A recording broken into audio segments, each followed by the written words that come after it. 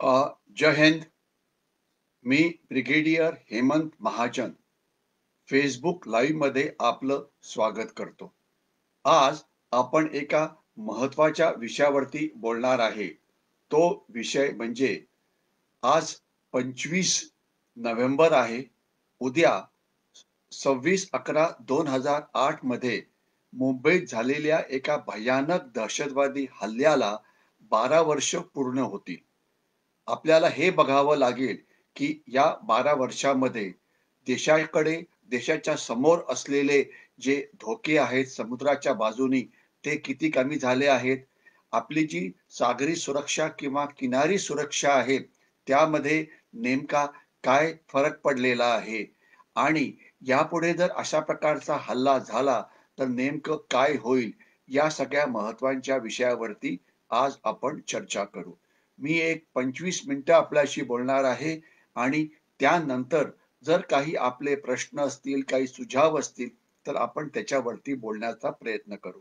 मी थोडक्यात ज्या महत्वाच्या विषयावरती किंवा ज्या महत्वाच्या मुद्द्यांवरती आपल्याशी बोलणार आहे, त्यामध्ये आहे की भारताच्या सागरी सुरक्षेचा इतिहास काय राहिलेला आहे.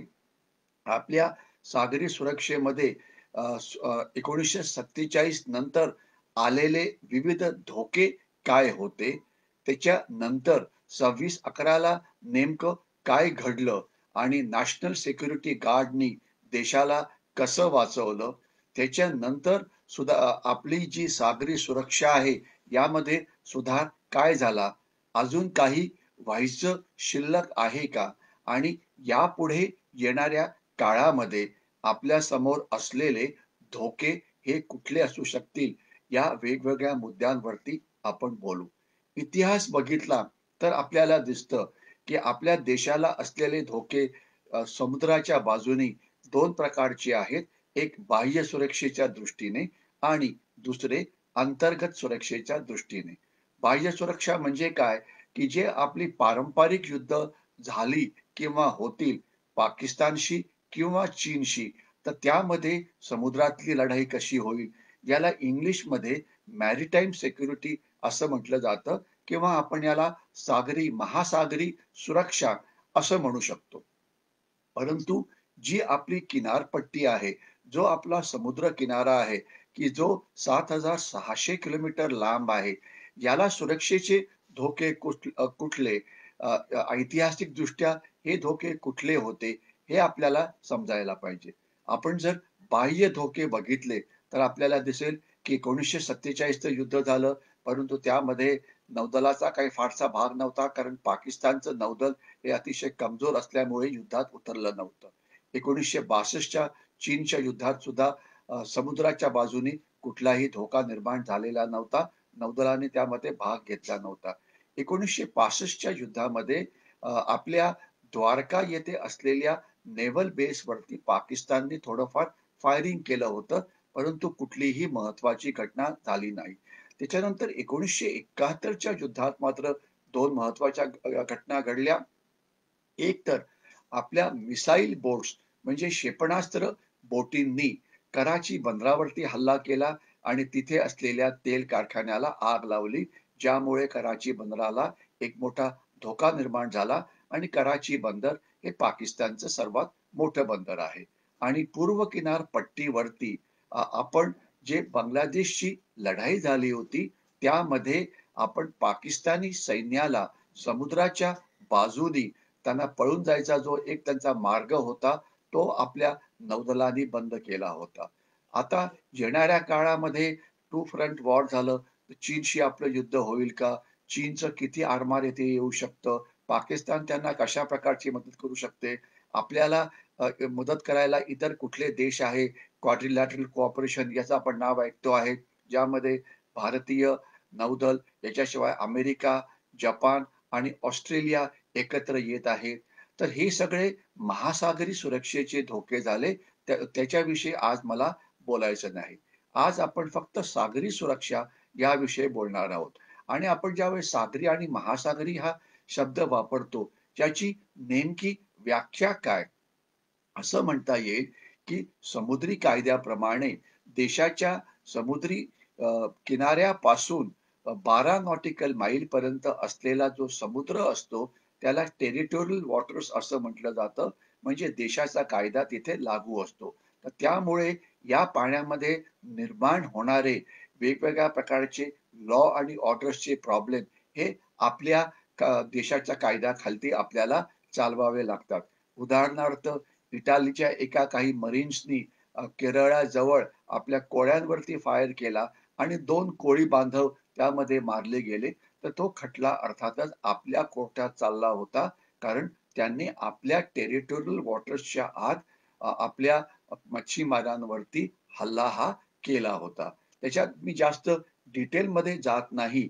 परंतु जे 12 पासून 200 नॉटिकल माईल पर्यंत जातं, याला एक्सक्लुझिव्ह इकॉनॉमिक झोन असं म्हटलं जातं. याचा अर्थ या समुद्रामध्ये असलेली संपत्ती ही सगळी आपली असते. मग ते सोनं असो, की चांदी असो, की तेल असो, की गॅस असो, की तिथे मिळणारे मासे असो. म्हणजे तिथे दुसरा देश, कुठलाही देश येऊन गॅस करता सर्च करू शकत नाही, मासे पकडून पोचिंग करू शकत नाही. ते सगळं आपलं एक्सक्लुझिव्ह इकॉनॉमिक झोन आणि कोणी जर आलं तर त्याला थांबवण्याचा आपल्याला युनायटेड नेशन्सच्या कायद्याप्रमाणे अधिकार आहे.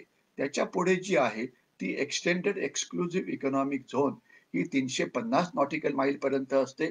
तिथे पण आपल्याला वेगवेगळे अधिकार आहेत. परंतु एक्सक्लुझिव्ह इकॉनॉमिक झोन मध्ये आणि एक्सटेंडेड एक्सक्लुझिव्ह इकॉनॉमिक झोन मध्ये जगाचे इतर देश व्यापार किंवा इतर कामाकरता येऊ शकतात. फक्त आपल्या टेरिटोरियल वॉटर्सच्या आत जर दुसऱ्या देशाच्या युद्ध नौका जर आल्या तर त्यांना आपली परवानगी घ्यावी लागते. परंतु बाकीच्या समुद्रामध्ये दुसऱ्या देशांच्या युद्ध नौका जरी आल्या तरी त्यांना थांबवण्याकरता कुठला फारसा कायदा हा नाही. मग नेमकं काय? तर नेमकं जे आहे ते असं आहे, की आज जर समुद्रामध्ये असलेल्या आपण आपल्या संपत्तीचं रक्षण केलं नाही, तर धोका हा आपल्याला निर्माण होतो. आज माझ्याकडे मॅप नाही, पण आपल्याला जर मॅप कडे आपण जर बघितलं तर आपल्याला कळेल, की आपल्याकडे 2 द्वीपसमूह आहेत. अंदमान निकोबार आयलंड्स ज्यांची संख्या 572 आहे. ते आहेत आपल्या बे ऑफ बेंगॉलमध्ये किंवा बंगालच्या उपसागरामध्ये. यामध्ये फक्त 29 बेटावरती माणसं राहतात. बाकी ठिकाणी माणसं राहत नाही. याचा अर्थ दहशतवादी असो की चोऱ्या करणारे असो, त्यांनी इतर बेटांवरती येऊन वस्ती केली तर त्यांना काढावंच काम आपल्याला करावं लागेल. तर या बेटांची जी सुरक्षा आहे ती आपल्याला नक्कीच करावी लागेल. याच्याशिवाय आपल्याकडे लक्षद्वीप आणि मिनिकॉय नावाची आयलंड्स आहेत. ती आहेत अरेबियन समुद्रामध्ये. 27 त्यांची संख्या आहे आणि तिथे फक्त 7 जी 7 जी आयलंड्स आहेत तिथे फक्त माणसं राहतात. बाकी ठिकाणी राहत नाही. आणि ही जी आयलंड्स आहेत ही एका महत्वाच्या समुद्र मार्गावरती स्थित आहेत. कारण जगाचं जे तेल 40-50% तेल हे गल्फ ऑफ होर्मुझ मधून येतं, म्हणजे इराणच्या खाडीमधून. तर ते आपल्या अतिशय जवळून जातं. म्हणजे कुठल्याही देशाला जर आपल्याला त्यांचं तेल थांबवायचं असेल तर आपण ते आरामात थांबवू शकतो. खास तर चीनचं तेल. तर ती आपल्याकडे असलेली एक ताकद आहे. एवढंच नव्हे तर आपल्या किनारपट्टीवरती आज 13 मोठी बंदरं आहेत आणि आज आपल्या भारताचा जो व्यापार आहे तो या बंदरातून होतो. याच्याशिवाय आपल्याकडे 225 ही छोटी बंदरं किंवा त्याला इंग्लिशमध्ये नॉन मेजर पोर्ट्स असं म्हटलं जातं. तिथून सुद्धा पुष्कळ व्यापार होतो.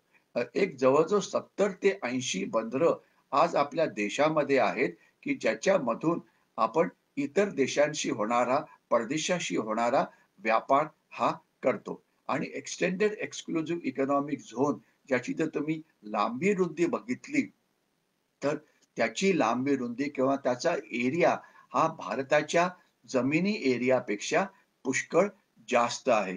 ज्याच्यावरून आपल्याला कळेल, की ही जी समुद्र जो आहे आपला, हा आपल्याला किती महत्वाचा आहे.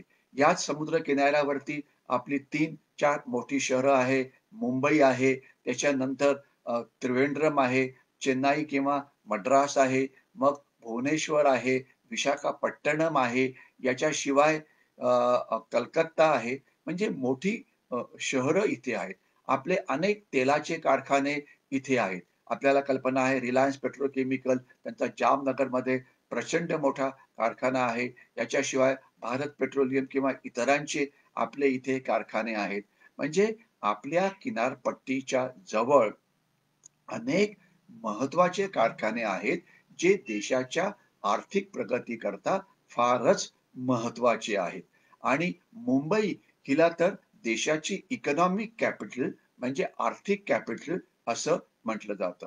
असं मानलं जातं, की आपल्या देशाची एक 25 माफ करा 20% लोकसंख्या ही समुद्र किनाऱ्यापासून 80 किलोमीटरच्या आत राहते किंवा ती समुद्रावरती निर्भर असते. आज भारताकडे 3.5 ते 4 लाख एवढ्या फिशिंग बोटी म्हणजे मच्छीमारांच्या बोटी आहे आणि भारत हा जगातला मच्छीमारी मच्छी पकडणारा हा नंबर 3 चा देश आहे आणि यामुळे आपण अनेक देशांना आपली मच्छी निर्यात करतो आणि त्यापासून आपण पुष्कळ व्यापार करतो. आज जे कोळी बांधव किनारपट्टीवरती राहतात, त्यांचं जीवन हे पूर्णपणे या किनारपट्टीवरनं मिळणाऱ्या मासे याच्यावरती अवलंबून आहे आणि आपल्या किनारपट्टीवरती मासे आहेत.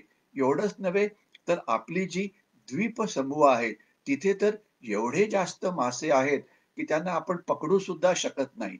असं म्हटलं जातं, की आज जवळ-जवळ अंदमान निकोबारचा समुद्र हा एक जगातली एकुलती एक जागा असेल, की जिथे मासे हे म्हातारे होऊन मरतात, कारण त्यांना पकडायला तिथे कोणीच नसतं.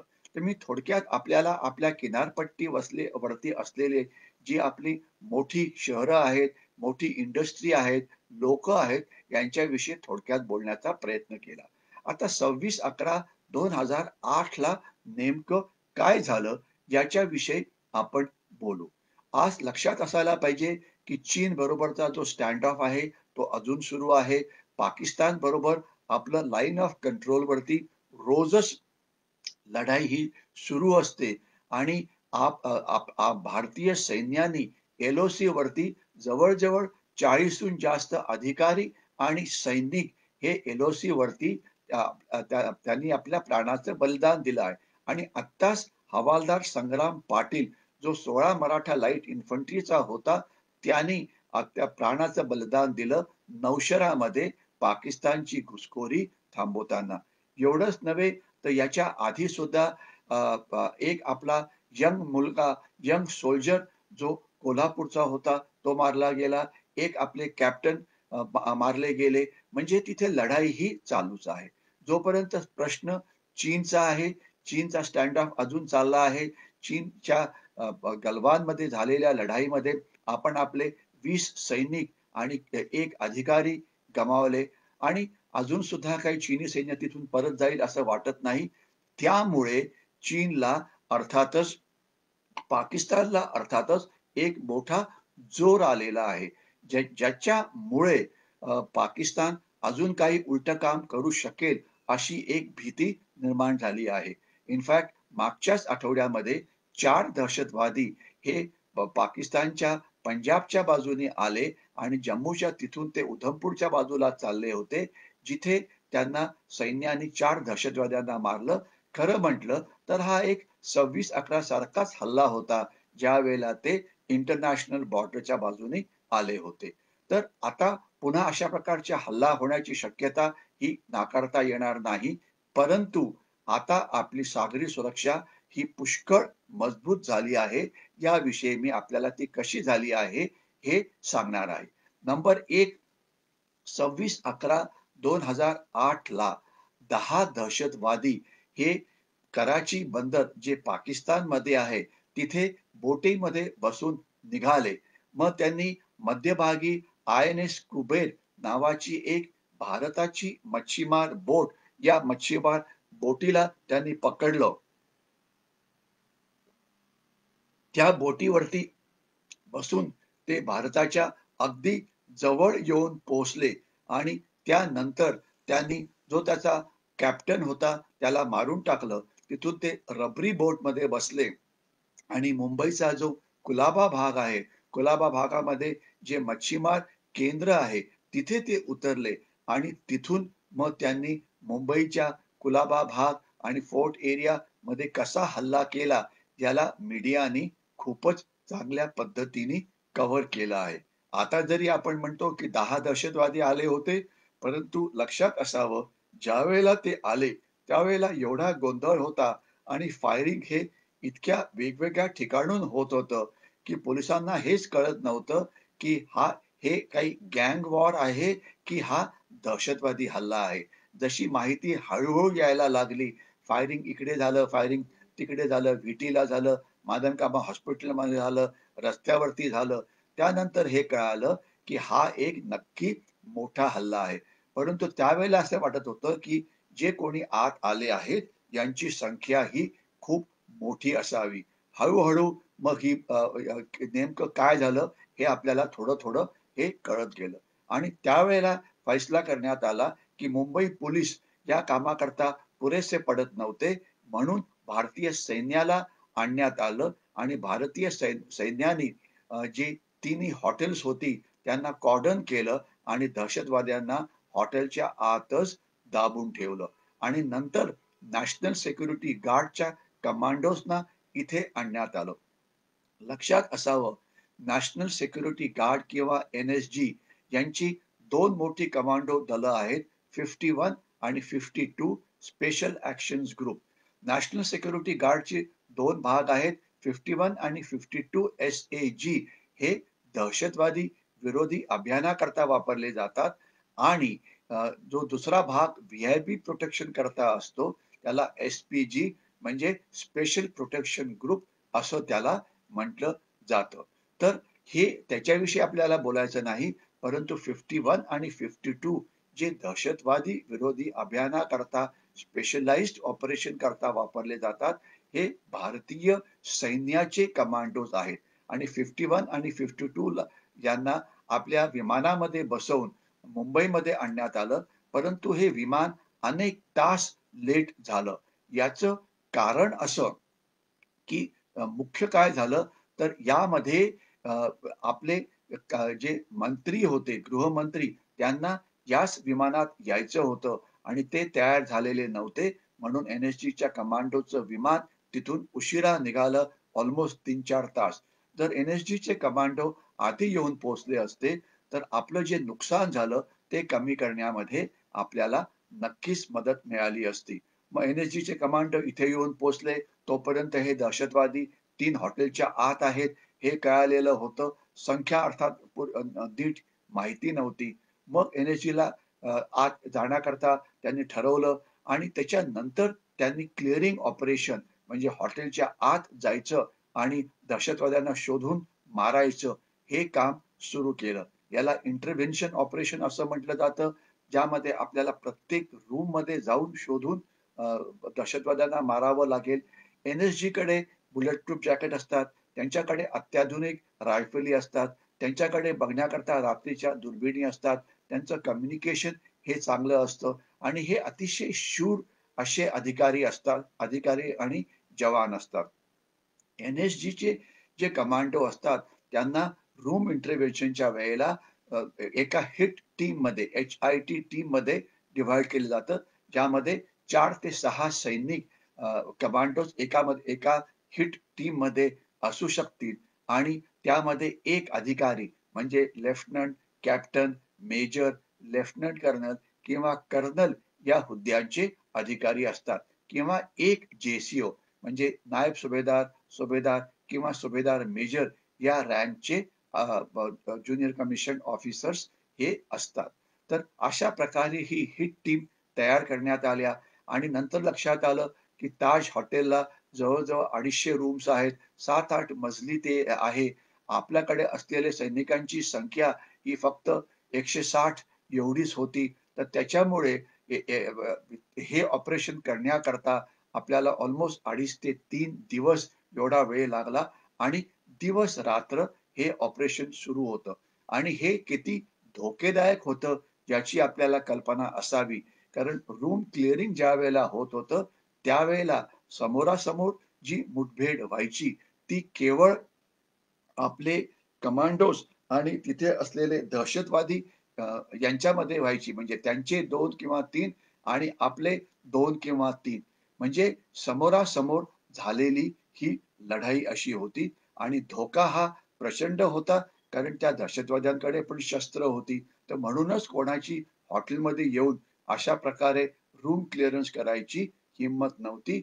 हे हिमतीचं काम नॅशनल सिक्युरिटी गार्डला देण्यात आलं.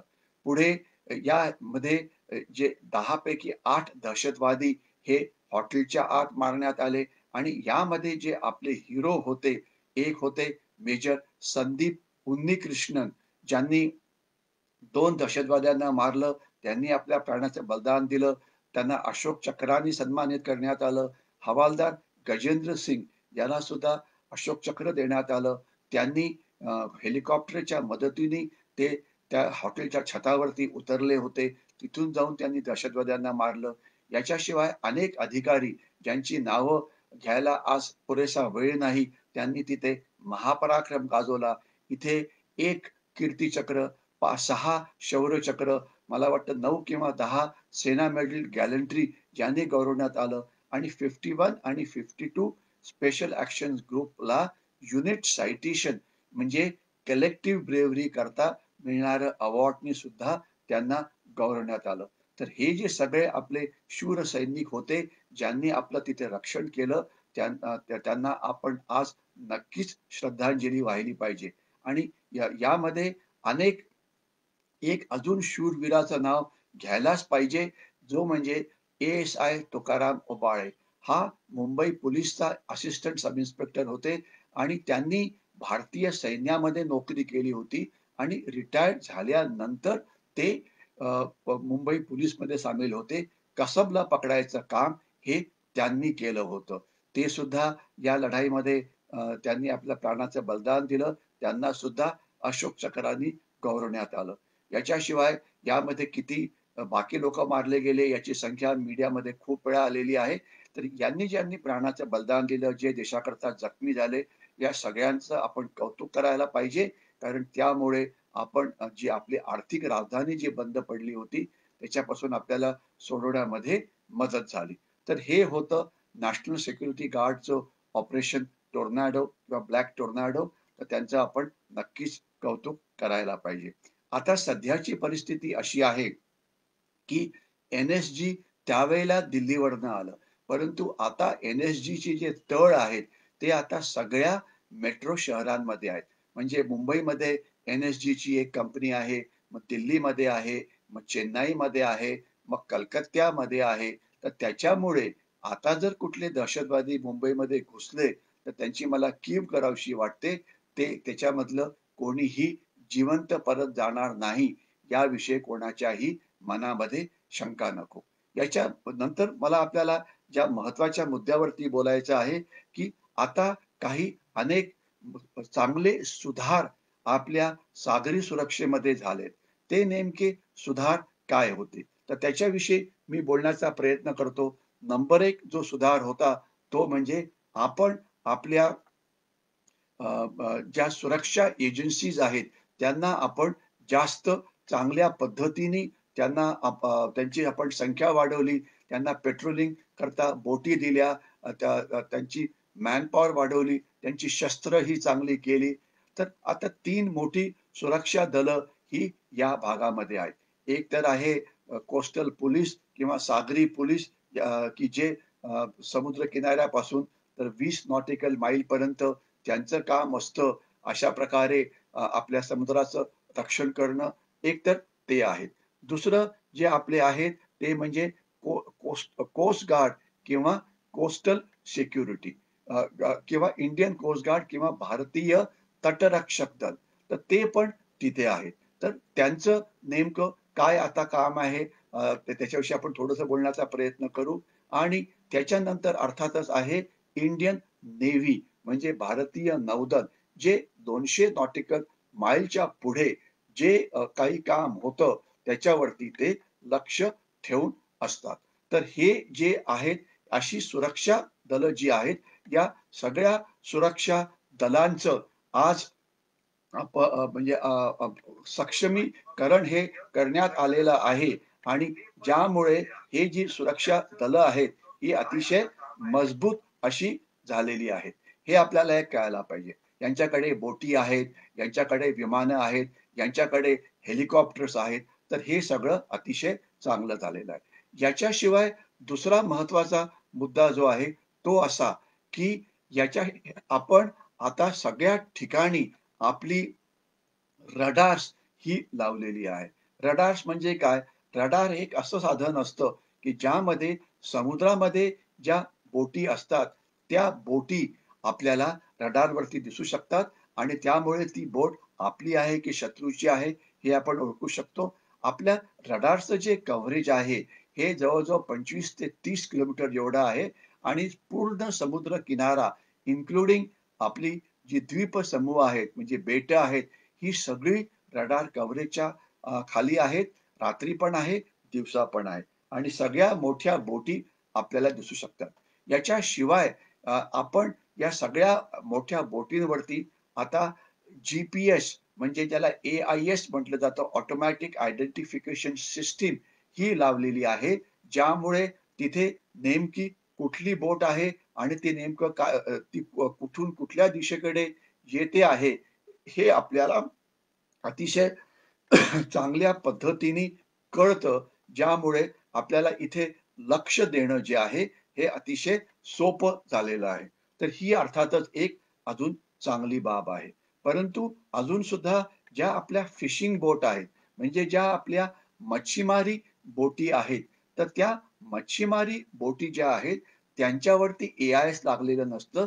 परंतु त्यांना ओळखण्याकरता आपण अनेक नवीन-नवीन कार्यक्रम राबवलेले आहेत. त्याच्यावरती तो फ्लॅग लागला असतो. झेंडा त्याच्यामुळे कळतं, की कुठल्या राज्याची बोट आहे. त्यांचं कलर कोड केलं असतं, की हा कलर असेल तर या जिल्ह्याची ती बोट आहे. त्यांच्यावरती रजिस्टर्ड नंबर असतो. एवढंच नव्हे तर ही बोटं बोटी ज्या लँडिंग पॉइंट म्हणजे ज्या जेट्टीवरनं निघतात, त्यांना तिथेच यावं लागतं. त्यामुळे त्यांच्या हालचालीवरती लक्ष ठेवलं जातं. प्रत्येक लँडिंग पॉइंट किंवा फिशरीज बंदर जे आहे, इथे पोलीस असतात किंवा होमगार्ड असतात. ते येणाऱ्या आणि जाणाऱ्या बोटींवरती लक्ष ठेवून असतात आणि त्या बोटीचं सगळी माहिती गोळा केली जाते. पहिले या बोटी कुठे पण उतरायच्या मच्छीमारचं आपलं सामान घेऊन. आता तसं अलाउड नाही. त्या ठराविक ठिकाणी उतरतात. त्यामुळे त्यांच्यावरती लक्ष ठेवणं हे सोपं झालेलं आहे.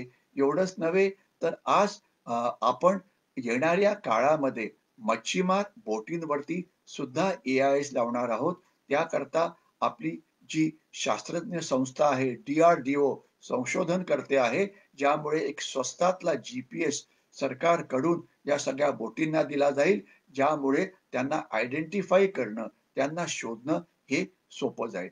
एवढंच नव्हे तर जी मोठी बंदरं आहेत, या बंदरामध्ये आपण व्हेइकल ट्रॅफिक मॅनेजमेंट सिस्टीम ही सुरू केलेली आहे. याचा फायदा काय होतो? याचा फायदा असा होतो, की यामुळे आपल्याला त्या बंदरामध्ये बोटींचा ॲक्सिडेंट होत नाही. कारण आपल्याला कल्पना आहे, की जशी आपली शहरं असतात, शहरांमध्ये आपण ट्रॅफिक कंट्रोल करण्याकरता महत्त्वाच्या जागी सिग्नल लावतो. कारण जर सिग्नल लावले नाही, तर ट्रॅफिकचा ॲक्सिडेंट होऊ शकतो. तर अशाच प्रकारचे ॲक्सिडेंट्स हे समुद्रामध्ये सुद्धा होऊ शकतात. तर त्याच्यामुळे आता आपण सगळ्या बोटींना एकदम आपल्या बंदराकडे येऊ देत नाही. आपण त्यांना थोडे लांब थांबवतो. कारण आता समुद्र व्यापाराकरता या बोटी येण्याचा प्रयत्न करतात. त्यांना आपण लांब ठेवतो आणि ज्यावेळेला बंदरामध्ये त्यांचं सामान अनलोडिंग करण्याकरता जागा निर्माण होते, त्याच वेळेला ते तिथे येतात. आणि मग त्या बोटी आल्या, की अतिशय स्पीडनी आपण त्यांचं सामान उतरवतो. बंदरामध्ये जे सामान येतं ते कंटेनर्समध्ये येतं. बहुतेक कंटेनरचं स्कॅनिंग केलं जातं. त्यामुळे याच्यात जर काही शस्त्र असतील, दारूगोळा असेल, तर तो आपल्याला शोधता येतो. याच्याशिवाय आपण आता टॅगिंग सिस्टीम सुरू केलेली आहे आणि मोठ्या बंदराच्या आत सी-आय-एस-एफ म्हणजे सेंट्रल इंडस्ट्रियल सिक्युरिटी फोर्स तिथे रक्षण करण्याकरता असतो. ते सगळ्यांचं चेकिंग करतात. आपल्याकडे अनेक प्रायव्हेट बंदरं आहेत. तिथे सुद्धा आता प्रायव्हेट सिक्युरिटी आपण ठेवलेली आहे. ज्याच्यामुळे तिथे पण लक्ष ठेवलेलं असतं. याच्याशिवाय जे आपले कोस्ट गार्ड आहे, ते समुद्रामध्ये पेट्रोलिंग करत असतात, गस्त घालत असतात. एखादी जर संशयास्पद जर बोट दिसली, तर त्या बोटीला थांबवलं जातं, तिचं सामान चेक केलं जातं आणि आपले मग कोस्ट गार्डचे सैनिक किंवा नेव्हीचे सैनिक किंवा पोलीस हे त्या बोटीवरती चढून बोर्डिंग ऑपरेशन म्हणजे तिथलं सगळं सामान आणि डॉक्युमेंट चेक करतात. आता प्रत्येक मच्छीमाराला आपण आपलं एक आयडेंटिटी कार्ड दिलेलं आहे. ज्यामुळे तो माणूस नेमका कुठला आहे याचं त्याची ओळख करणं हे सोपं होतं. एवढंच नव्हे तर आता हे जे मच्छीमार आहेत, ज्यांना सुद्धा आपण आपले डोळे आणि कान असं बनवलेलं आहे. यांना सिव्हिक ॲक्शन नेव्ही आणि कोस्ट गार्ड आणि पोलिसांच्या मदतीने त्यांच्याशी अनेक वेळा संवाद साधला जातो. दर महिन्याला त्यांच्याबरोबर एखादी कॉन्फरन्स केली जाते. समुद्रामध्ये असलेले धोके यांच्याविषयी त्यांना माहिती दिली जाते. त्यांचे डॉक्युमेंट चेक केले जातात. तर याच्यामुळे आता फिशरमन म्हणजे जे मच्छीमार जे लोकं आहेत ते आणि आपली सुरक्षा दलं यांच्यामध्ये संबंध आता पुष्कळ सुधारले आहेत आणि दर 6 महिने झाले, की आपण एक कंबाइंड एक्सरसाइज करतो. म्हणजे एक युद्धाभ्यास करतो, ज्यामध्ये आपल्याला हे कळतं, की हे सगळी जी सुरक्षा दलं आहेत, त्यांचं कोऑर्डिनेशन कसं आहे, ते चांगल्या पद्धतीने काम करता आहेत की नाही, त्यांच्यामध्ये काही वीकनेस आहे का? तर या सगळ्याविषयी आपल्याला कळतं.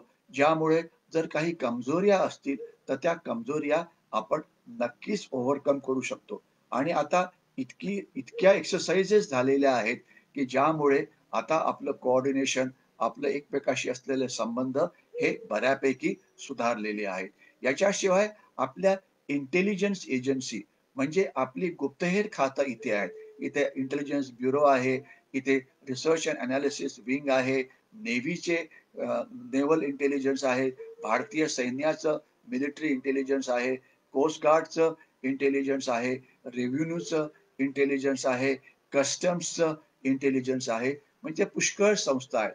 याच्याशिवाय NTRO म्हणजे नॅशनल टेक्निकल रिसर्च ऑर्गनायझेशन जी आपली एक मोठी संस्था आहे अ, अ, तंत्रज्ञानाच्या मदतीने हे शोधायचं अ, अ, गुप्तहेर माहिती काढायची.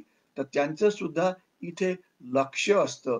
तर त्याच्यामुळे आपली जी तांत्रिक जी टेक्नॉलॉजिकल जे इंटेलिजन्स आहे, ते आता बऱ्यापैकी सुधारलेलं आहे. ज्याच्यामुळे शत्रूचा दहशतवादी जो हल्ला आहे, तो व्हायची शक्यता ही खूपच कमी झालेली आहे. तरी पण आपल्याला बेसावध राहून हे चालणार नाही. परंतु जास्त महत्त्वाचं असं आहे, की अजून सुद्धा काही अपारंपरिक धोके आहेत. म्हणजे किनारपट्टीवरनं स्मगलिंग होतं. अनेक वेळा आपल्याला आपले पोलीस आणि हे अशा लोकांना पकडतात. इथून बेकायदेशीर व्यापार होतो. तो आपण थांबवला पाहिजे. याच्याशिवाय खोट्या नोटा आणण्याचा प्रयत्न केला जातो. ड्रग्ज हे या बाजूनी येतात आणि नक्षलवाद्यांना शस्त्रास्त्रांची मदत ही पूर्व किनारपट्टीपासून केली जाते आणि जे बांगलादेशी घुसखोर आहेत ते सुद्धा कलकत्ता आणि पश्चिम बंगालच्या भागामध्ये जिथे त्यांचं आओ-जाओ घर तुम्हारा ही पॉलिसी आहे, तिथे ते समुद्राच्या बाजूने येत असतात. ओरिसाच्या समुद्र किनारपट्टीवरती सुद्धा बांगलादेशी घुसखोरी होते. तर हे धोके अजून आपल्या समोर आहेत, की ज्याला आपण अजून थांबवलं पाहिजे. म्हणजे 2008 पासून आपल्या सागरी सुरक्षेमध्ये खूप सुधार झालेला आहे. आता दहशतवादी हल्ला व्हायची शक्यता ही जवळ-जवळ शून्य आहे. परंतु इतर जे अपारंपरिक धोके आहेत, त्याच्यावरती आपल्याला लक्ष ठेवावं लागेल आणि यामध्ये मच्छीमार बांधव, समुद्र किनाऱ्यावरती असलेली जनसंख्या यांचं योगदान हे अतिशय महत्त्वाचं आहे. तर ज्यावेळेला आपण 100% समुद्री सुरक्षा केव्हा होईल? ज्यावेळेला navy, coast guard, police, intelligence agencies हे सगळे एकत्रितरित्या काम करतील. त्यांना चांगली गुप्तहेर माहिती मिळेल. जनतेशी त्यांचा संबंध हा चांगला असेल, त्यावेळेला 100% धोके जे आपल्या सुरक्षेला आहे, ते आपण अव्हॉइड करू शकू. मी इथे थांबतो. जर आपल्याला हा व्हिडिओ आवडला असेल, तर त्याला जरूर लाईक करा आणि जास्तीत जास्त लोकांशी शेअर करा आणि आपण पुन्हा पुढच्या आठवड्यात त्याच ठिकाणी त्याच वेळेला भेटू. तोपर्यंत जय हिंद.